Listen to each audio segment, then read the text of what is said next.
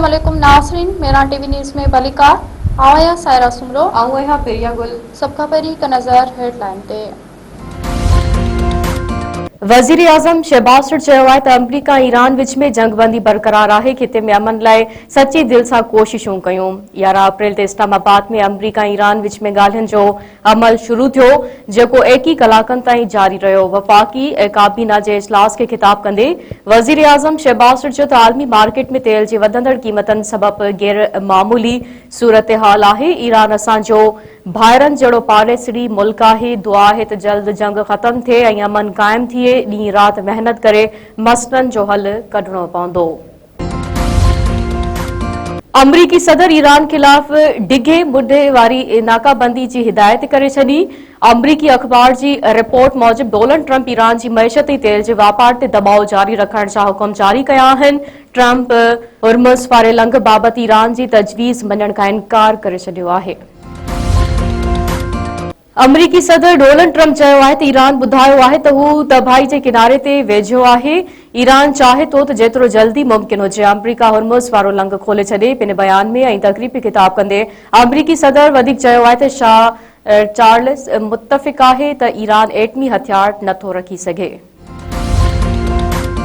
जहाज़ कब्ज़े में वठण ते ईरान जो अमरीका ख़िलाफ़ गॾियल क़ौमुनि में एहतजाज। UN सेक्रेटरी जनरल ऐं सलामती काउंसिल जे सदर खे ख़त। ईरान अमरीकी नाकाबंदी खे सामूंडी फुरलुट ॾेई छॾियो हो।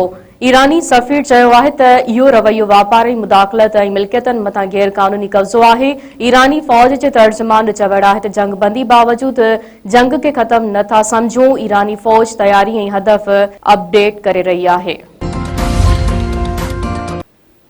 पाकिस्तान पीपल्स पार्टी के चेयरमैन बिलावल भुट्टो ज़रदारी की जेकमाबाद आमद। बिलावल भुट्टो ज़रदारी जखरानी हाउस पहुची मीर एजाज हुसैन जखरानी सां संदसि पुट ज़ैद खान जखरानी जी वफ़ात ते ताज़ियत कई। पीपी चेयरमैन बिलावल भुट्टो ज़रदारी जी आमद जे मौक़े ते सिक्योरिटी इंतज़ाम सख़्त कया विया।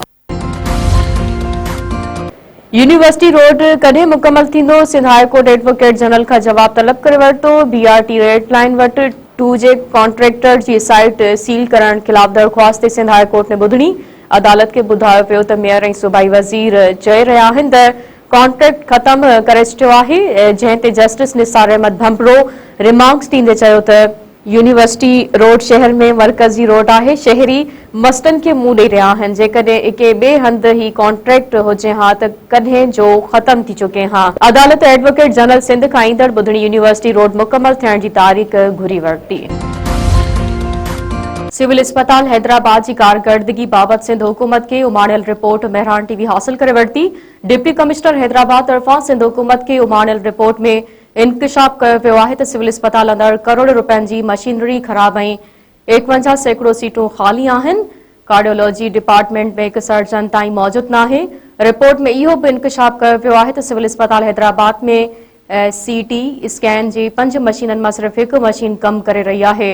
रिपोर्ट मुताबिक़ अस्पताल में बीमारियुनि जी तशख़ीस वारे अमल लाइ ज़रूरी अहम तरीन मशीनरी नाकारा थी चुकी आहे। गुर्दनि जी पथरी वारी मेमोग्राफी ऐं लेथोथेरेपी जूं समूरियूं मशीनूं मुकमल तौर गैर फ़ाल आहिनि। रिपोर्ट मूजिबि हैदराबाद सिविल अस्पताल जे कार्डियोलॉजी डिपार्टमेंट में केतिरनि ई सालनि खां हिकु बि हार्ट सर्जरी न थी। दिल जे मरीज़नि लाइ शोबे में 10 कंसल्टेंट त मौजूद आहिनि, पर सर्जन्स जूं समूरियूं सीटूं ख़ाली आहिनि। सिंध जे तालीमी बोर्डन में वॾे पैमाने ते करप्शन ऐं बदउनवानियुनि जो इंकशाफ। एंटी करप्शन टीम मिरपुर ख़ास बोर्ड जे ऑफिसरनि खे सुभाणे तलब करे वरितो। मेगा करप्शन स्कैंडल जी जांच दौरान गिरफ़्तार मुख्य जवाबदार मिरपुर ख़ास तालीमी बोर्ड जे अॻूणे कंट्रोलर अनवर अलीम खानज़ादा जा एंटी करप्शन आॾो छिरकाईंदड़ एतराफ़। गिरफ़्तार जवाबदार पंहिंजी लिखत वारे बयान में ॿुधायो आहे त तालीमी बोर्ड नवाबशाह में ई मार्किंग ज़रिए 90,000 शागिर्दनि जा नतीजा 4 भेरा तब्दील करे वॾो माली फ़ाइदो हासिल कयो वियो। सेक्रेटरी यूनिवर्सिटीज़ एंड बोर्ड्स खे बि गॾियल तौर रिश्वत ॾियण जो इंकशाफ। यूनिवर्सिटी एंड बोर्ड्स जे सेक्रेटरी, डिप्टी सेक्रेटरी, मुख़्तलिफ़ बोर्डनि जे चेयरमैननि, कंट्रोलरनि ऐं ॿियनि लाॻापियल ऑफिसरनि खे नोटिस जारी। सुभाणे तलब। शिकारपुर में बिरादरी तकरारनि तां हिकु ॾींहुं 2 नौजवान क़तल। शहर में दुकान ते वेठल नौजवान अज़ीज़ अहमद शर खे हथियारबंदनि गोलियूं हणी क़तल करे छॾियो। लाजगढ़ पहुचण ते वारसनि में कोहराम। पुलिस पारां वाक़ियो बिरादरी तकरार जो नतीजो करार लोटरा थाणे जे हद में बिरोही सुंदराणी तकरार त नौजवान मारिजी वियो। जागर लिंक रोड ते हथियारबंदनि जी फायरिंग में बशीर अहमद बिरोही क़तल। सिजावल में सरकारी अस्पतालन में सहूलतनि जी खोट ऐं स्कूलनि जी बंदिश खिलाफ़ एसटीपी जो धरणो। मामूलाडो चौक खां पब्लिक पार्क ताईं रैली कढी निटड़ उस में धरणो हयो वियो। जुमन सिंधी, गुल हसन रिंद, मुमताज टकारी ऐं ॿियनि अॻवाननि चयो आहे त अस्पतालनि में सहूलतनि जी अणहूंद आहे। मरीज़ तड़पनि पिया, केतिरा ई स्कूल बंदि ऐं सहूलतनि खां वांझल आहिनि। मंशियात जे सरेआम विकिरे सबब नौजवान नसल तबाह थी रहियो आहे।